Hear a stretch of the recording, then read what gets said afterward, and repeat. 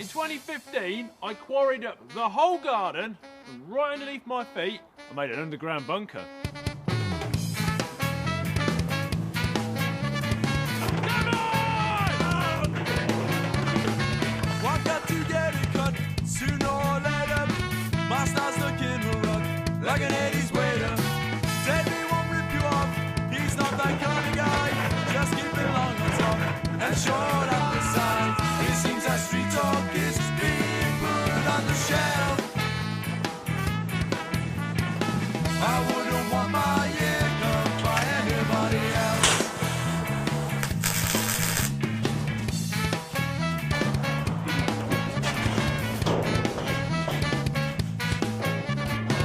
It's gonna take an inch, like a personal trainer. Just you don't ever flinch, or you be no brainer.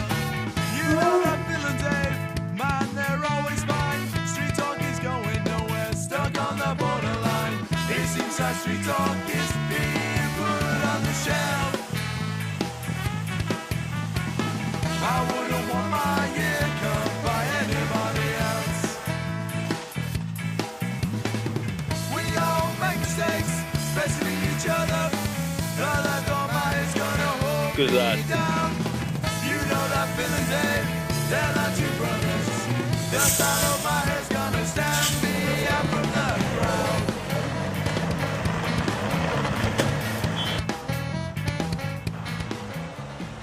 Now, it's nearly 5 years old now, so how is it keeping up? As you never know when you might need it. As you can see, it completely blends in. If you didn't know it was here, you wouldn't know it was here. The grass is all the same now. It's pretty flat. I've got houses behind me, which I didn't have before. The solid shed is still a really solid shed. If you want to see how to make that shed, there is a video showing you how to make that shed. And that shed actually won Shed of the Year in 2017 for the bunker bit as well. All looks pretty normal up here. Let's have a look.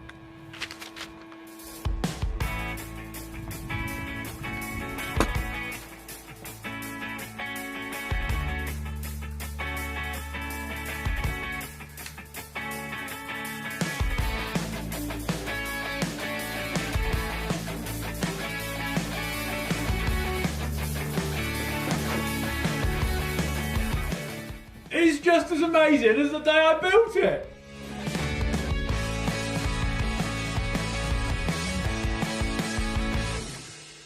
Is this the real thing? This place has stood still in time. Even the tape is still stuck to the walls. The ladder, of course, of it being stainless steel, they've got no corrosion, it's got no damage on it or anything. The only thing I have changed in the tunnel, as I'd like to call it, is I have lacquered the walls and I've added 4 vents into the floor, and I'll get onto why I did that shortly when I'm in the main room. The only other thing which has happened in here, which hasn't happened anywhere else in the whole bunker, is there's a bit on the wall here that sounds hollow. I'm guessing the cement has contracted slightly. No other place in the whole bunker does it sound like that. Right then, on to the main bit.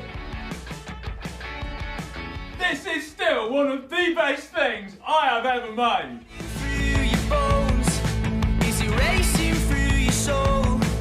Does it reassure your mind when I say don't let me go?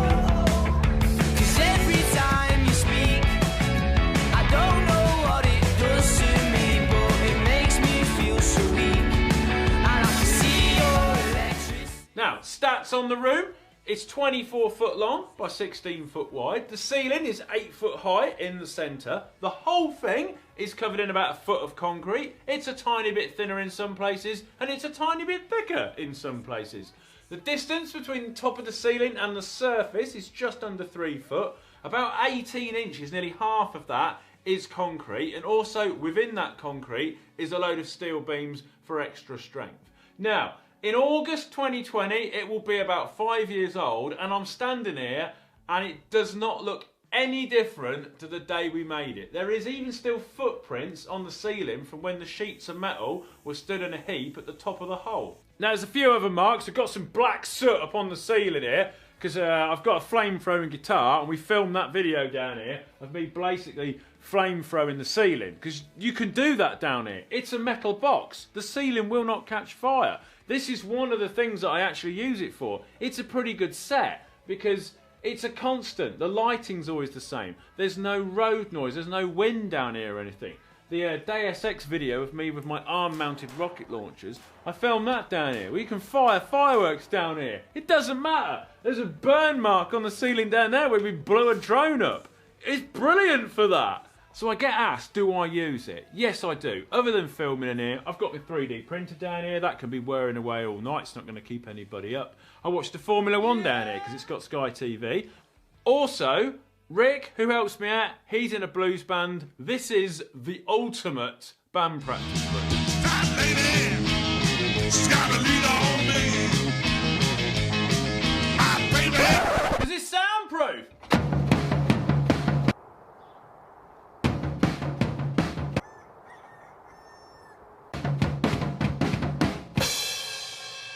It's also where I keep a lot of my projects. We have ejector bed, thermite launcher, Assassin's Creed grappling hook, Wolverine claws, spinning belt of knives, firework rocket launcher, flamethrowing guitar, multiple world records, fold-out metal shield, wrist-mounted flamethrowers, turkey cooking machine, magnetic shoes, wrist-mounted hydraulic jaws, hydraulic scissor shoes. That's a lot of cool stuff. You should probably subscribe. But what's it like as a room? Well, temperature-wise, 12 degrees all year round. Ventilation, got a high level one above the door, a low level one in this corner. Now that's got a fan in front of it, but we don't actually use that anymore. It kind of self-circulates itself, and you never come down here. It's never damp. It never stinks, never leaked. The walls haven't gone rusted. The only problem we've had is a bit of condensation in the tunnel from when the band are in here, but it turns out you solve that, A, by lacquering it, and B, by putting a duvet up, and then it stops all the hot air from going in there. Fantastic. I wouldn't make it any differently if I was to do it again. It's spot on. Size, everything, brilliant. Now, put a request out on my social media channels if you had any questions, and these were the most popular ones. Could you live in it? Have you ever slept down there? Have you got supplies? Well, yep, I've got some food, we've got water, we've got various other little bits and bobs. I've actually got some toilet rolls, but there's no toilet. I have sat down here a couple of times when we had that heat wave. Would I want to live down here? Not if I didn't have to, mainly because there's no windows. How much did it cost, and did you need planning permission for it? Yes, I did have to have planning permission. Now, I got it retrospectively, which was a bit of a risk, but also it needed building regs as well, so building control had to come and check to see if they were happy with it. And in terms of costs, I can't give you an exact number because it was a sponsored project and I'm contractually obliged not to give away those sorts of things, but you'd buy a pretty decent family saloon with it. Would it ever flood? No. I live on top of a hill, so if this place floods or fills with water, a lot of other people have drowned. Will there be any additions? Well, at some point, I'd like to extend it, put like a proper bathroom in it. But of course, I've got houses behind me now, so it's not as easy getting all the rubble out. But what I am working on right now is a gasifier, so we can run engines off wood gas. Ooh, very apocalyptic. Will it add value to your house? I don't know, I'm never going to sell it, but I was told by an estate agent I'd have to sell the bunker with the house attached to it, rather than the house with a bunker. So there we are. After 5 years, it is just as solid as the day it was built. And I encourage anyone, if you've got the space and the money, build one. It is a fantastic room to have. Especially with things like they are in the world at the moment. I'm pretty glad I've got it. Now, if I have missed anything or is anything else you want to know, stick it in the comments. I'll do my best to answer it as much as possible. But before I leave you, there is one cool thing which I've done in here, which I have got to show you. So, I've got a smoke machine, the vent's blocked up, and I'm just going to hold it on continuously. Let's wipe this place out.